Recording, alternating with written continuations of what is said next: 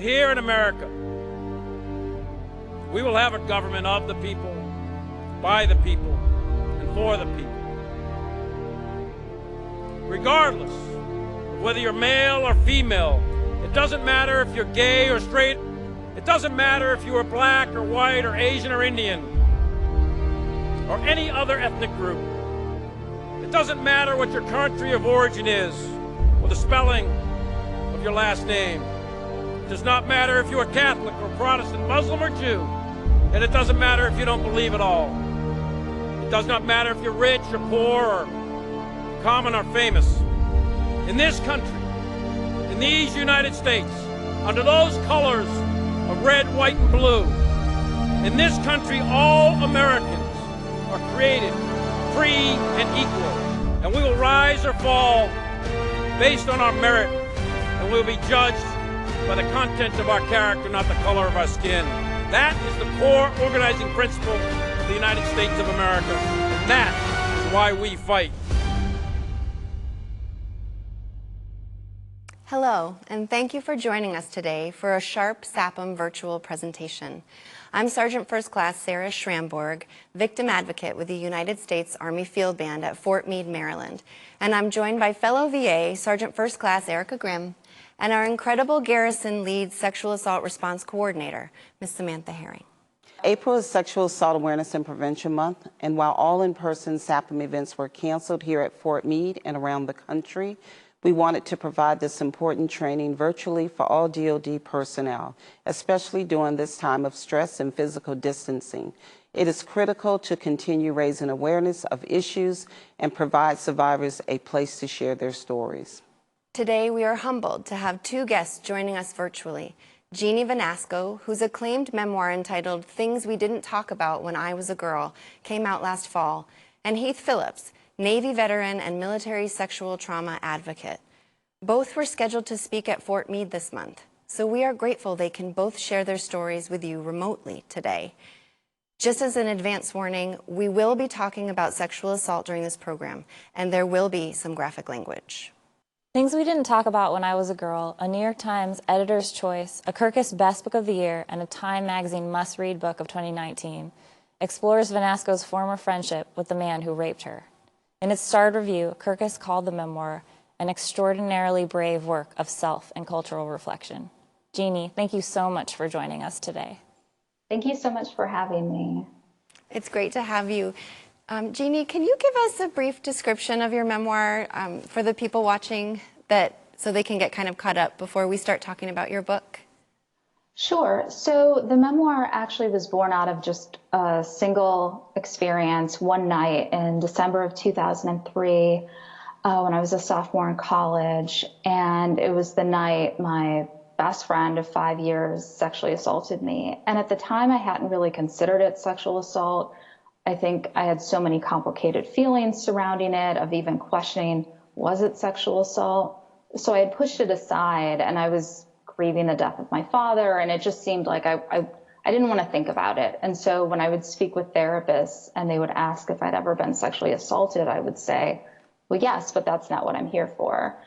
And it wasn't until 14 years later, surrounding the height of the Me Too movement, that I started to reflect on the experience more deeply. And I decided to reach out to him. We hadn't spoken in 14 years. And I asked him if he would be willing to go on record, and told him from the start that I wanted to write a book about the experience. And he agreed and said, you know, it's the least I can do. And so the book is sort of the culmination of our conversations, first by text, then email, then several phone calls, and then I met with him in person. And I transcribed those conversations between him and me. And interspersed throughout the transcripts are my conversations with my friends and my therapist, and also my reflections about my conversations and how I didn't necessarily, I wasn't as tough on him as I thought I would be. And it was a really productive experience for me, a really difficult experience. I would say it was harder releasing the book than it was working on the book. That's the quick summary. It's an incredible, incredible work, and we've read it, and we're just absolutely very honored to have you with us. The way that you write about the experience and going to talk to him and everything is just, it's amazing, and so brave, and what you've done. So you referenced the Me Too movement in your book, and you just referenced it now. And we want to thank you for bringing that new perspective and layer to the movement. The idea that your rapist could be a close friend, a quote-unquote nice guy, somebody that you know. And while over 80% of rapes are committed by a person known to the victim, it seems like people still don't get that. How do you think that this can be better understood? And what do you think that the culture is still promoting to make it so that most people think that rapes are committed by bad guys? Yeah, that's a great question. You know, I'm so grateful for the Me Too movement. I support it completely, but I had trouble recognizing my story within the dominant narratives being covered in the news. And I think that's because I was seeing sexual assault perpetrators portrayed in terms of good and evil. And for a lot of victims or survivors, their perpetrator is someone they know, someone they once cared about. And so it can be very difficult, I think, to hold them accountable. And I think a lot of this has to do with media portrayals of perpetrators, pop culture portrayals. I mean, certainly Weinstein was someone who was easy to hate. But then if you look closely at quotes by some of his victims, they will say that actually he could be quite charming and quite kind and make you feel like you were so important. But it's not exactly a popular tactic to take to show a rapist as a sympathetic figure. And so I think until we're willing to recognize the nuance within these situations and to necessarily reserve our immediate judgment, I don't think we're going to necessarily solve the problem or even come close. I think the truth is a lot messier and grayer than we'd like it to be. And so I think the most important thing is to not have these portrayals of good and evil, which are very easy, but dangerous. Jeannie, we understand that you have prepared for us a couple excerpts from your book that you'd like to share with us today. Would you mind sharing the first one with us now? Sure. So I'm just going to read from the prologue, and it's very short. And the reason that I set the book up in this way is it's one of my fondest memories of Mark and me. And I wanted to start on or with a softer memory so I could build out his character and show readers the sort of friendship that he and I had. So this is just the prologue. Early evening. We were in your car at the end of your block at a stop sign. The streets were empty. My window was open because I hated closed windows, probably because I thought my "why drive if you can't feel the wind" attitude made me profound. We were 16. I just needed to leave my house, you said. With a few classmates, we'd been cramming for an exam about waves and optics and contemplating why our accomplished physics teacher taught at our poorly ranked public high school. Cost of living, witness protection. He actually likes Sandusky. When we left, our classmates were writing formulas on their wrists with fine point markers. Let's drive until we hit civilization, I said. You stared straight ahead at something, it seemed, that couldn't be seen. Somewhere with a bookstore, I said, like a real bookstore, one with a poetry section that's more than one shelf. You squeezed the steering wheel and suddenly your pale knuckles looked cartoonish, like a badly rendered, on-shaded drawing of knuckles. I barely glanced at your face. I sensed you were resisting tears. You told me I was important to you. I told you I knew that, and you said, no, really, you're the only one who understands me. You turned, looked at me, then I had never seen you cry before. I hadn't seen many teenage boys cry, but I didn't say that. I know you understand this, you said. I just get so lonely. This is probably my favorite memory of us. I know you're sad now, I said, but I promise this will be a happy memory someday, us at this perfectly straight stop sign. You nodded, and I wonder if I explained my observation, or if my observation was insightful enough to imply its metaphoric meaning, as in, let's notice when things are right. The memory stops there. If you were critiquing this, you might say, come on, Jeannie, it's a little too perfect, don't you think? The memory stopping at a stop sign. That's such an amazing word picture of the teenage experience, and feeling the wind in your hair and feeling that angst, and it's like I'm back in high school again, which leads me to my next question.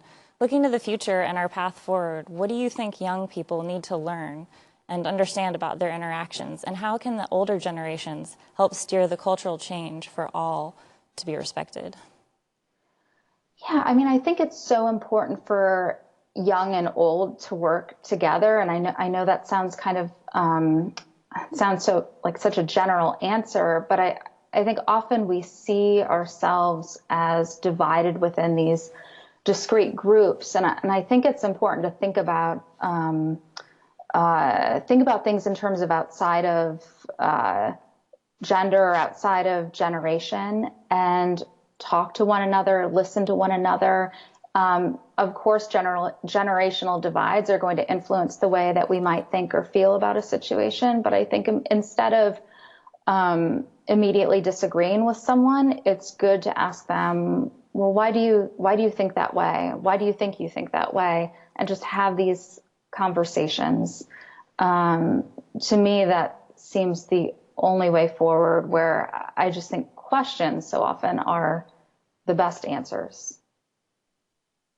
Definitely hear that in your book. Like, you're constantly asking questions, having conversations with your friends and your therapist. Do you have another excerpt that you'd like to read for us now? Sure. I'll read, it's a little bit further ahead in the book. It's from a chapter called I Might Stop Feeling Ashamed. Okay. It's from early on. So I might stop feeling ashamed. Reading about the legal considerations for memoirists, I almost laugh at the suggestion of securing consent. I should ask him. My partner, my friends, my therapist, they can suggest why Mark assaulted me, but their conjectures might diminish the urgency I feel about this project. They might transform the particulars of what happened into some stock instance of an already accepted theory in sociology or psychology or whatever. I want Mark's why. Had he been sober, would he have restrained himself? How can I expect him to be honest about that, or even to know the answer? I'm 33 years old, an assistant professor at a university outside Baltimore. I tell my creative nonfiction students not to ask for consent from anyone mentioned in their essays. Wait, I tell my students, until you've settled into your writing. But let's say Mark grants consent and honestly answers all my questions. He undoubtedly will want his identity obscured. But if I blur it, I fictionalize. And so in my efforts to protect him, do I discredit myself? This question, though, why include him, interests me more than any question I could ask him, because it leads to an uncomfortable thought. My story isn't interesting without him. As a feminist and an artist, I'm ashamed that his voice seems necessary.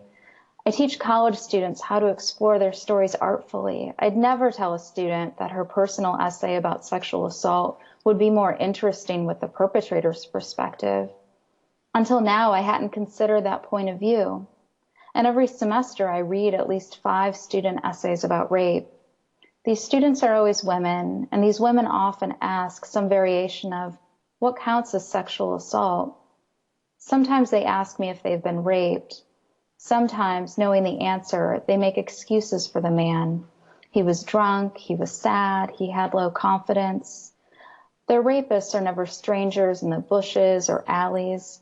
Their rapists are their friends, their boyfriends, their bosses, their relatives, their teachers.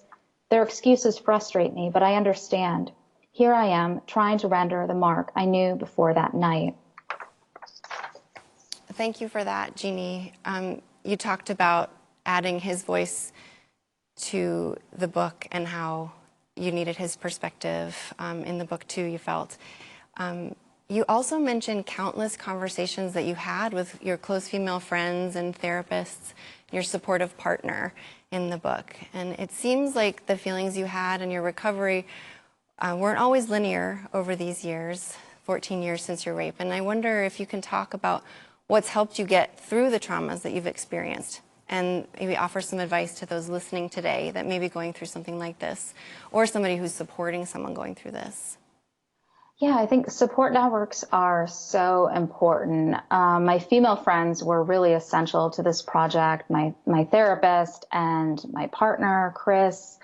And I do want to specify that while I write a great deal about sexual assault and refer to a lot of perpetrators as men, I don't want to dismiss the fact that a lot of sexual assault survivors are men, and that while most perpetrators are men, most men are not perpetrators. I think that's an important point for me to make, and that doesn't necessarily come across in the excerpts that I read. And I mention that too because I think men were really helpful to me, my male friends, when I was thinking through this. But my female friends were wonderful because they weren't necessarily judgmental, but they got me to think more deeply. There was some frustration because they were my friends and they were worried about me, and there was some frustration they felt about, like, why give him a voice? And I understood where they were coming from. And that sort of disagreement was actually really healthy and helpful for me because I got to think about, well, why do I feel I need to include him? And why do I care so much about including him? So having the support network was important, and also writing helped me through this. It's not as if I wrote the book expecting it to be cathartic, but a lot of experts will say that therapeutic writing comes about from not writing about strictly events or strictly about feelings, but your feelings about the events. And I also think I also think that it just makes for more compelling writing as well to join the two. So I would say my friends, my partner, my therapist, and just having writing there for me, those were all really helpful. Yes, we definitely all know the importance of having a support network, and it's part of our mission here to be that support network for people when and if they want and need help to get through any difficult situation. Would you like to move on to your next excerpt for us? Sure. And I'm going to lead the excerpt with a short excerpt from a different section just to give some context, because I think part of the reason I had trouble considering what happened was not only because I thought, well, I had been drunk that night and, I was looking for ways to blame myself, but also I had a very strict idea of what rape was. And so I'm just going to read a short passage about the FBI's definition of rape and how learning the new definition affected me. So Mark assaulted me in 2003. Back then, according to the FBI's definition of rape, the carnal knowledge of a female forcibly and against her will, Mark hadn't raped me. As of January 1st, 2013, however, according to the FBI, Mark had raped me. The new definition: penetration, no matter how slight, of the vagina or anus with any body part or object, or oral penetration by a sex organ of another person without the consent of the victim. The definition has changed, but the action remains the same. I still feel uncomfortable calling it rape. And that then leads into my the last excerpt I'm going to read. I usually hesitate to describe my writing projects to friends this early in the process, because what if I lose interest in the topic? like that historical exploration of pets with disabilities that I told my agent I'd pursue. A short-lived endeavor inspired by my cats, Flannery and Bishop, who each have 3 legs, which probably makes me sound like a negligent pet owner, but Flannery came to me that way, and Bishop developed an extremely rare bone tumor, and the vets assured me that removing the leg was the most humane option. And anyway, this isn't about them. But I'm excited to talk about this project with friends. Sarah has already been so helpful, and I'm excited to discuss it with my therapist, Adam. I've been telling him for months now, I'm scared I'll never write another book. And he's been hearing that a lot, considering we Skype every week. We met in New York more than 6 years ago, but now he lives in New Jersey and I'm here in Baltimore. I thought Skype would be weird, but I almost prefer it. Right above his head, the computer clock guides my narrative pacing. I approach therapy the way I approached the Catholic confessional. Keep it interesting. During weeks of stability, I worry about boring Adam. And I'm the one who usually ends therapy sessions saying, well, it looks like we're out of time. The very fact that I'm interested in how the assault affected Mark, I tell Adam, that could upset a lot of women. Sharing an experience, Adam says, is different from giving advice. And sometimes I tell him I question whether my feelings make sense, whether what Mark did was severe enough to warrant this much anxiety. I know I shouldn't think that way, but it was 14 years ago. Not to be too graphic, but would you consider it more or less severe if he had used a dildo, Adam asks. Less severe, I answer. There's something about the fact that he put his fingers, not an object, in me. Suddenly I realize, all along I judged the assault severity based on Mark's body, which part he used. I never judged the severity based on my body, which part he violated. I rarely believe the suddenly I realize line in stories, but it's true. Until Adam's question, my vagina seemed almost irrelevant. 3 times I type, Mark raped me, and then delete it. The term shouldn't matter, but of course it matters. The FBI revised its definition of rape because language matters. That's such a bold and powerful description of the violation of trust that you had from him and just coming to terms with dealing with trauma of any sort. And unfortunately, trauma is no stranger to the military community. I think that so much of what we do is dependent on a foundation of trust. And we were just wondering, have you learned anything about rebuilding that trust through this process? Between you and between Mark, do you have any insights into how to move beyond such a severe violation of trust, especially as you started to grapple with the way that trust was violated and just acknowledging your body and his body and how that all played out over the years? Yeah, I mean, that's a great question. I think so much of trust depends on both individuals or both parties acknowledging what one another has to say. I mean, I think with Mark, it was very helpful that when I eventually spoke with him, he affirmed my memories of that night. He said he knew what he was doing was wrong while he was doing it, and he did it anyway. And that was so helpful for me to hear. And I do trust that he was being honest with me and tried to be as honest as he could. I do believe he felt bad. But I think in order for him to fully regain my trust, and after writing the book, I've thought about, like, do I trust him? I have issues with it because I don't think he offered a sufficient apology. I think part of we reach trust, I think, through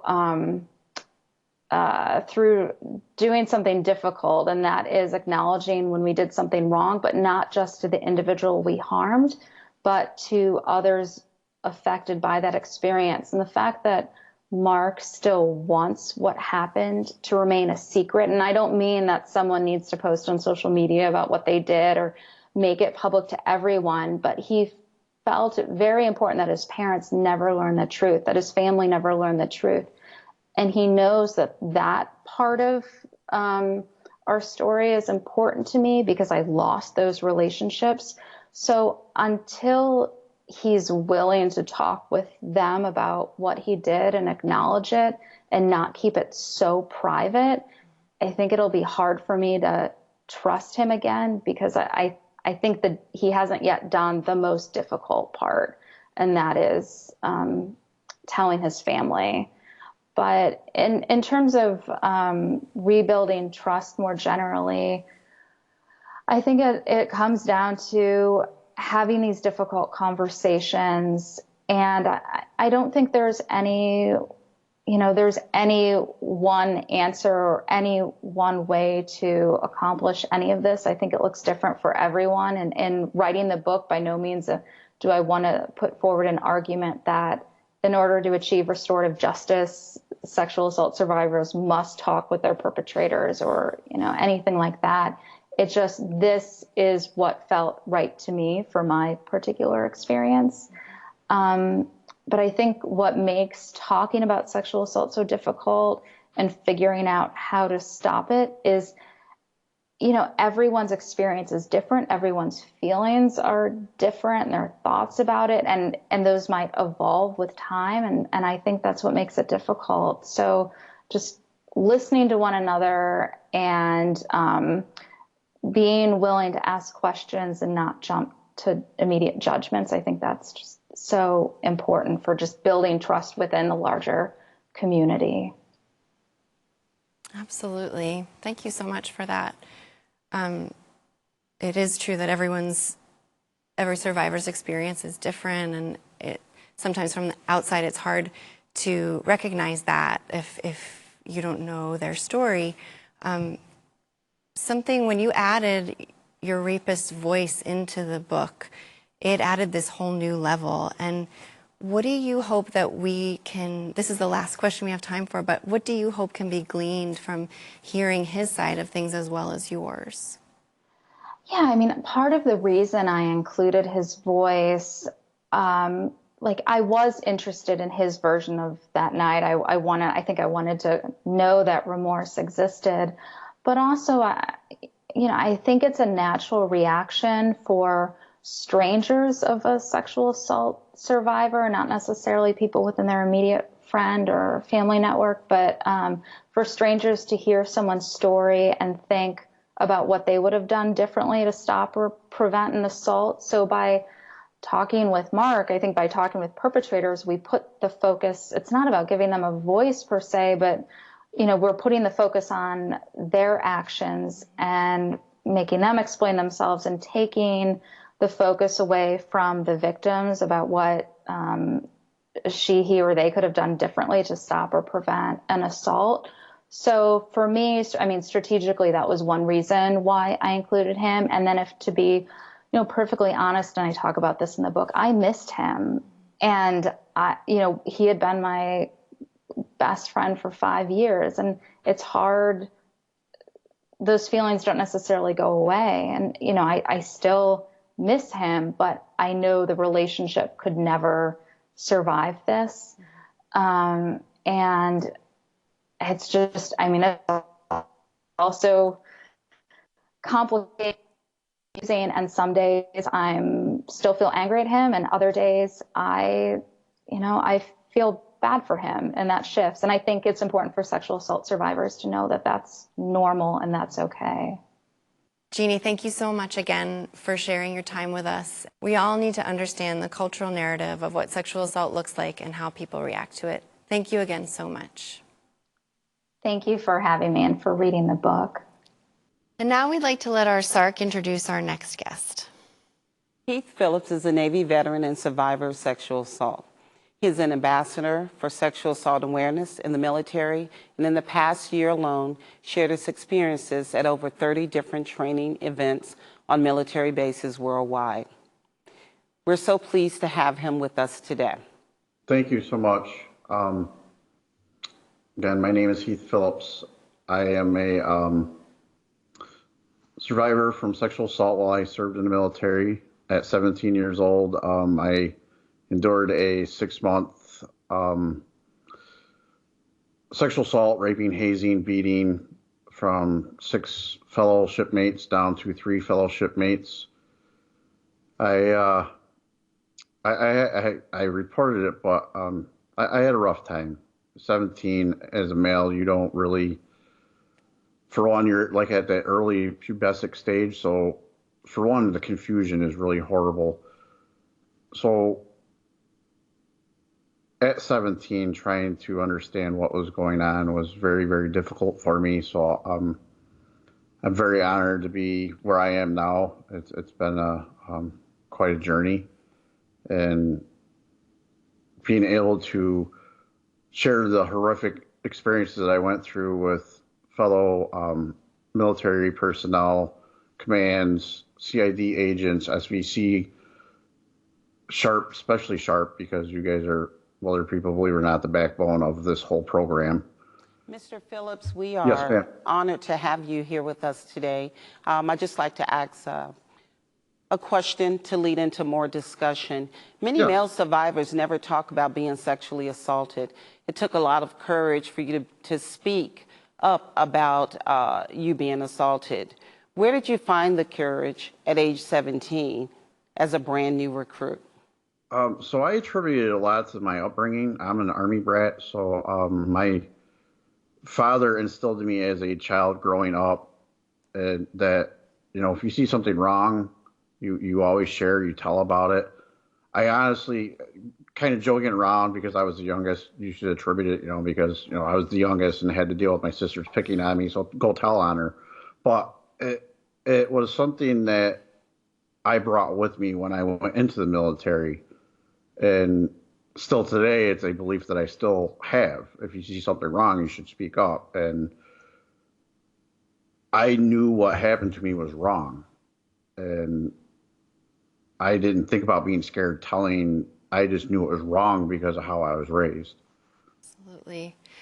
We're always trying to tell people if you see something, speak up, or if something happens, to Yeah. speak up. And how do you think that we can best reach male survivors in the military and give them that safe space as both sharp professionals and also just as battle buddies? A lot of it is validating. As you folks know, when a victim comes to you, the hardest part is them actually coming to you because they don't think they're going to be believed. As a male, due to the way the stigma is that, you know, men don't get raped. If they're raped, they got to be homosexual, or there's something wrong with them, or they were weak. We have to, as a whole, as a society, me included, have to somehow break that stigma because it happens. It doesn't matter if you're a woman or a male or a child. It does happen. And because it happened doesn't mean you were weak. It doesn't mean you're homosexual. It means somebody took your power away and did something harmful for you, to you, and to live having that in your head is very detrimental to anybody's mental health. So what I like about the program and what I like and what I see when I go to installations is they put out the pamphlets discussing male victimization. They talk about male victimization. They don't make it a gender specific, and they just started doing that within the last recent couple of years, which is phenomenal. And I think that would be a big help and a plus. Also bringing in not me, but folks like me who can discuss it and explain that it is all right to come forward. It doesn't make you weak. It actually makes you a stronger person and gives you a lot more courage. Yeah, that's so true. You know, there are so many stigmas, there are so many misconceptions about what sexual assault is, what it looks like, and we're hoping to bring light to some of those topics today. In your experience, what do you think we can do to change the culture around sexual assault? I think you guys are on a great direction. I mean, I always enjoy when I hear a new directive, or because I do CID courses, they're sexual assault investigation courses. And the last like 6 to 8 months, the agents talk about how the program, the victim advocates and the SHARP coordinators are getting more involved with them. And they're getting more involved by helping the victim start getting a sense of trust. And I know pamphlets are great. I know things are great. My hardest thing that I have is sexual assault. April is Sexual Assault Awareness Month, but we shouldn't just focus on April. There should be 12 months. Break things up. Bring in mental health providers. Bring in more SHARP coordinators to team up together and like speak to the bases and speak to the commanders and speak to the troops. Because I think once their eyes start opening up more and more and more, we can start changing and shifting how everyone's perceiving everything. But that's just my insight of how I see it. You talk about recovering from this experience and what a process it is. Can you talk a little bit about what the recovery looks like for you? My recovery was kind of not easy at first. I spent at least 20 years a mess. And then when I tried committing suicide in 2009, that's kind of like when your light switch comes on, and I realized that something needed to change. Well, the one thing about me, though, is like yesterday, something simple bothered me. Today, that same thing doesn't bother me. It's just trying to be prepared and ready. I know that I'm more confident now. I'm not as scared. I love myself, which is something that for years I could not say. The journey it's always new. And I think what has always been a benefit of helping me along since I actually started speaking out and all that was meeting survivors, making a kinship. I call them my family now because, you know, that's what they are for me. Knowing I could reach out to them, they could reach out to me, knowing that if I get off the phone and I need to talk to Ms. Herring, I can call Ms. Herring and her and I can have a talk. Or if I need to call some of my other coordinators or victim advocates because I'm at a point I need to speak, I know they're there. That is something for many years I did not know I could have or even knew even would exist. So the journey that I'm in now, I got to say, is amazing. You know, I have things that I deal with personally, but knowing that I can have the courage and strength to come up and be a voice to help others, I wouldn't take that away and ask for anything else, because that has been, I think, probably the greatest thing in my life is being able to know that my badness is able to help others. You do so much by sharing your story and giving other people a place to share theirs. It's such a gift to all of us and for all of those watching that may need this today. Thank you so much for everything that you do for the military community. You're definitely family, and we thank you for sharing your story and your experience with us today, sir. Thank you. This has been a blessing, and I appreciate you guys allowing me to be a part of this. And from the bottom of my heart, thank you all. Thank you. Thank you. Well, we here at the United States Army Field Band know that music communicates beyond words. This next video, Scars to Your Beautiful, was made by 3 of our talented musician soldiers at the Army Field Band. We wanted to share it with you because no matter what has happened to you, what difficult experiences you may have had, or what you think you need to be like, we are all here together, and we are here if you need us.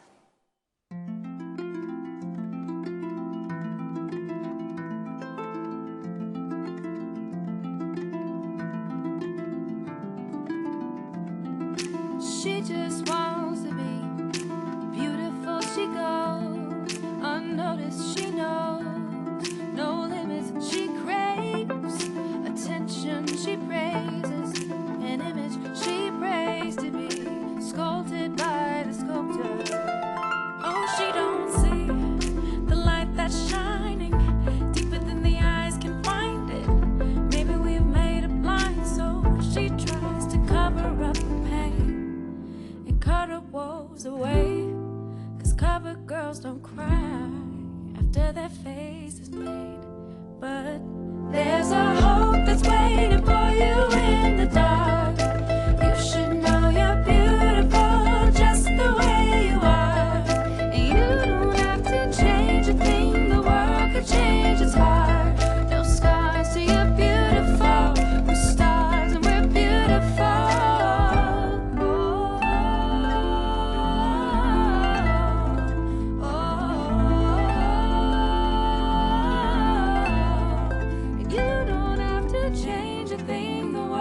could change, it's hard.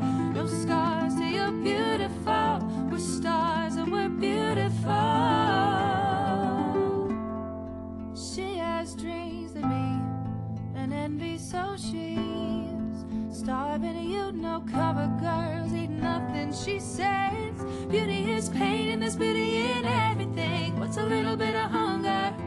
I could go a little while longer. She fades away. She don't see her perfect. She don't understand she's worth it. All that beauty goes deeper than the surface. Whoa, oh. So to all the girls that's hurting, let me be your mirror. Help you see a little bit clearer.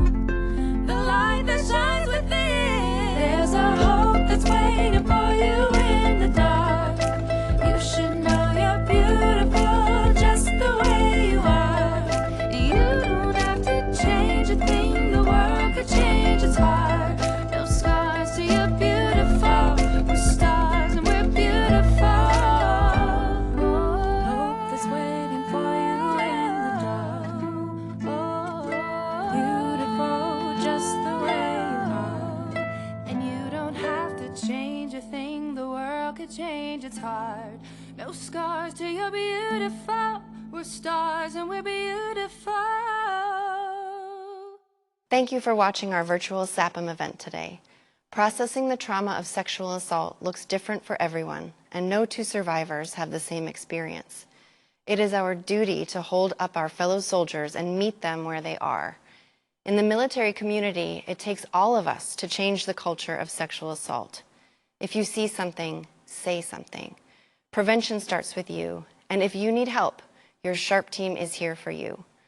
Please reach out to your installation SARC, your victim advocates, 24-hour hotline, or the DoD Safe Helpline. Somebody is always available to listen and provide help. We believe you.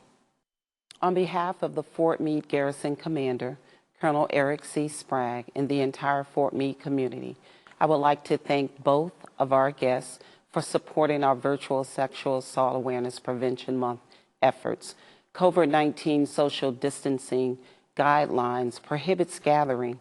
This can be a very difficult time for victims and survivors, possibly feeling isolated and alone. By giving your time and lending your support, it sends a powerful message that they are not forgotten, nor are they alone. I also want to extend a warm thank you to Colonel King, Commander of the United States Army Field Band, and special thanks to Sergeant First Class Schramborg. She was determined to make this happen. Well done, ma'am. Thank you so much, Ms. Herring. To all of you out there, a culture of respect starts with you. On behalf of Colonel Jim Keene and all of the United States Army Field Band, please stay safe and take care of each other.